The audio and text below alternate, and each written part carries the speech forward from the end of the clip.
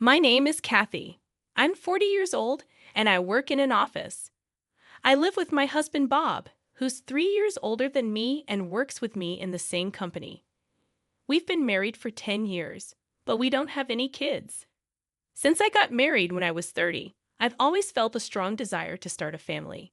Both Bob and I wanted children. Even though men don't have a biological clock like women, I felt like I had until I was 35 to have kids because I'm not very physically strong.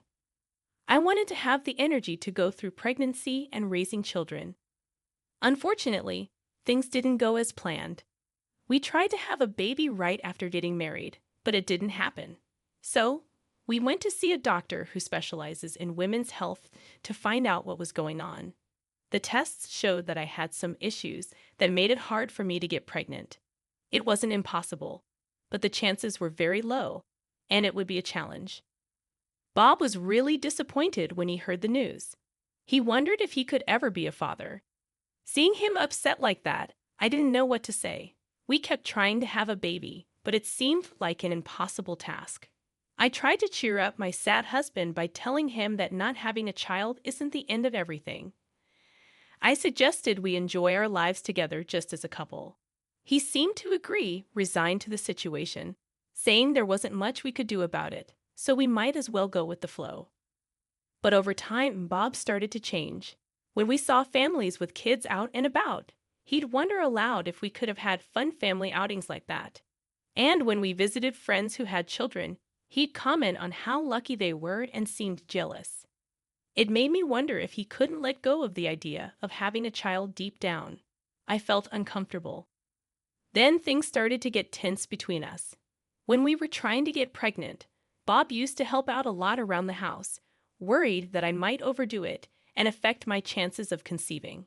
He'd insist on doing heavy lifting and took on a lot of household chores on weekends. But once it became clear that I couldn't have a child, he stopped doing anything. He said he was tired and that housework was the wife's responsibility. It felt like he was blaming me for not being able to have a baby.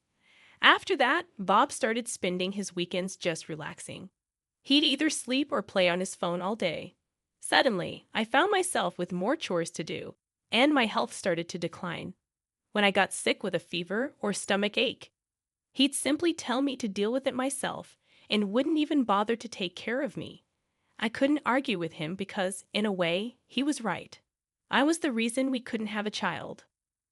I began to wonder if getting a divorce was the right decision. Just when I thought things couldn't get worse, Bob got transferred for a big project at another company. It was in a different state, and he ended up moving there for work. Naturally, I assumed I would go with him, but he said I didn't need to. He insisted he could handle it alone.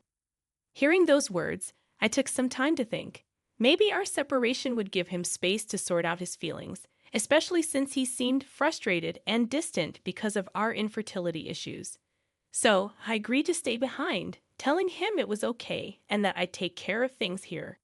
When Bob left, he would only come home about once a month. Even when he did, he'd quickly say he was busy and had to leave again. It became routine, but despite the short visits, I was glad to see him because it meant he still cared enough to come back. As time passed, something unexpected happened. Bob started to change. At first, he was the same as always, but gradually he became kinder. He'd bring me little gifts, saying he bought something for me to enjoy, or he'd even go shopping with me. It felt like a small but significant shift in our relationship. Even though he had limited time, Bob would check in on me regularly, asking if there was anything bothering me. I thought he had returned to being his kind self. Initially, his work assignment was supposed to last for 1 year, but it ended up lasting 2 years due to project delays. By the second year, he stopped bringing up our infertility issues when we saw families with children. Instead, he admitted that we couldn't have kids together, but reassured me he had come to terms with it. I felt relieved knowing he had accepted our situation. 2 years later, Bob completed his assignment and returned home. I welcomed him back, feeling relieved that we could finally be together again. We resumed living together peacefully, but that tranquility didn't last long. Shortly after his return, he dropped a bombshell on me. he mentioned a young girl in his family who had a baby before getting married. She couldn't raise the child alone because she was too young. Bob suggested that we adopt the child and raise it as our own.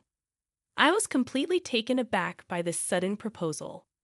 When I asked him what was going on, he explained that since we couldn't have a child of our own, he thought adopting this baby would be a good idea. Overwhelmed by this unexpected suggestion, I asked for some time to think about it and ended the conversation there. Something felt off about Bob's story. His family lived far away, and we didn't have much contact with them. Our relationship with his relatives was distant, to the point where we only exchanged Christmas cards once a year. Plus, we didn't have a traditional wedding ceremony, so I didn't know his family well.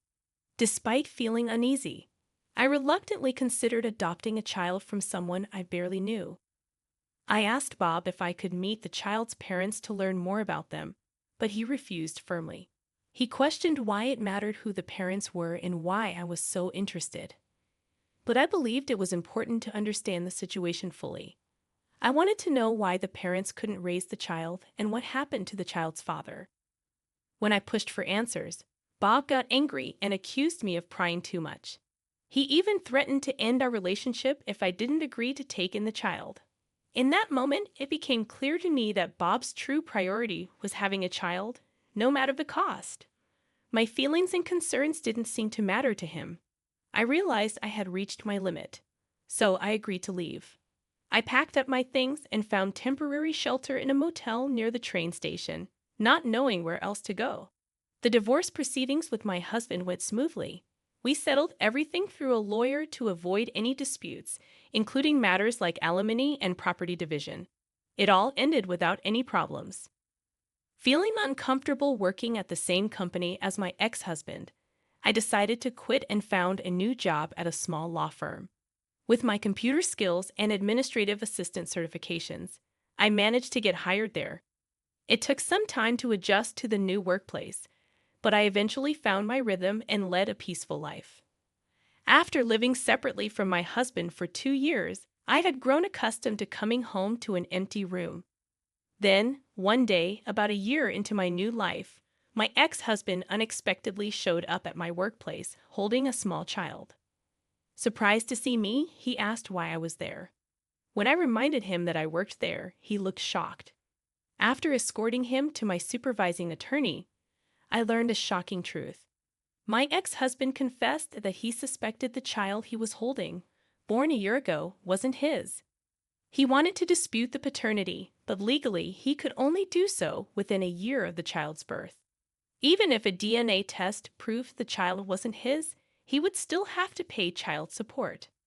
I recorded their conversation as a clerk and realized that he had cheated on me during our marriage and fathered a child.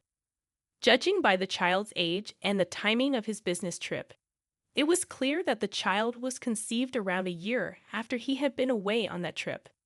Suddenly, his unusually kind behavior towards me during that time made sense. Since then, I began to realize that my ex-husband might have been feeling guilty. It seemed like his current wife, who was younger and worked with us, was aware of our history. Whenever he spoke, he would steal glances at me with a pale face. It was understandable. After all, his ex-wife, whom he tried to leave with the child from his affair a year ago, was right there.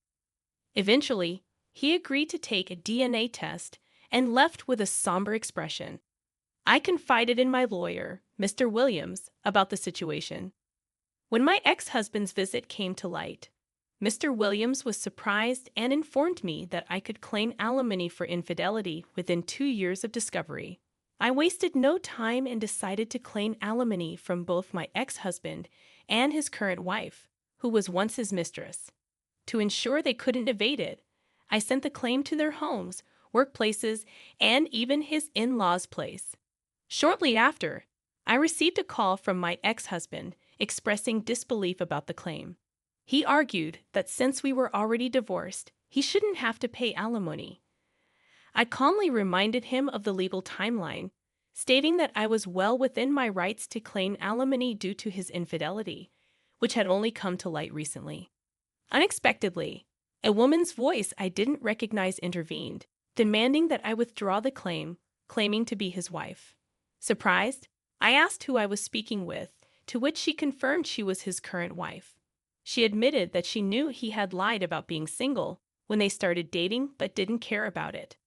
The fact remains that you had an affair with my husband, and I'll be taking a neat $20,000 from each of you.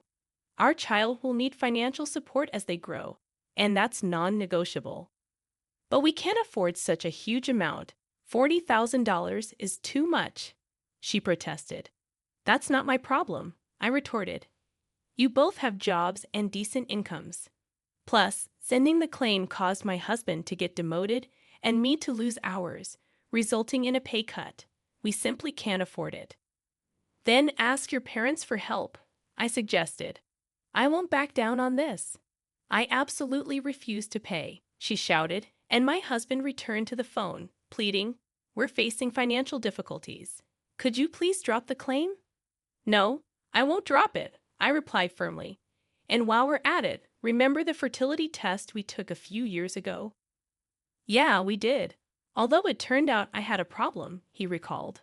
The test results also showed that you had an issue, I revealed. You're kidding, right? He exclaimed. No, it's true. I didn't want to hurt you, so I kept it a secret at the time. But I still have the paper with the results. Want me to send it to you? When I revealed the truth about our fertility issues to Bob, he reacted by insisting it was a lie. It seemed like the shock had him denying everything. However, the reality was that the doctor had indeed confirmed significant issues on both our ends. When Bob heard about my problem, he was so shocked that he left the doctor's office before hearing the full explanation. Initially, I had planned to keep this fact to myself, but I decided there was no point in hiding it anymore. After informing Bob of the truth, he continued to deny it, but I ended the conversation, feeling there was no use arguing further. In the end, I managed to receive a total of $20,000 each from them for emotional distress, totaling $40,000. She refused to pay her share, so it seems Bob took on the entire burden. Later, it was discovered through a DNA test that the child was not Bob's, confirming his fears. He's now contemplating divorcing his wife, but the financial strain of child support and emotional distress compensation has tied him to the marriage. He confided in me that he only wanted me to raise the child with his affair partner because she's quite strong-willed. He admitted that if he had custody of the child, he would find an excuse to break up with her. Currently, Bob's relationship with his wife is strained, and the atmosphere at home is tense. At work, they face judgment from their peers as the adulterous couple, making things even more challenging for them. As for me, I've grown accustomed to my single life and find fulfillment in my work and socializing with friends. I have plans to go on a trip with my friends during the next long holiday, and despite being alone, my days are fulfilling.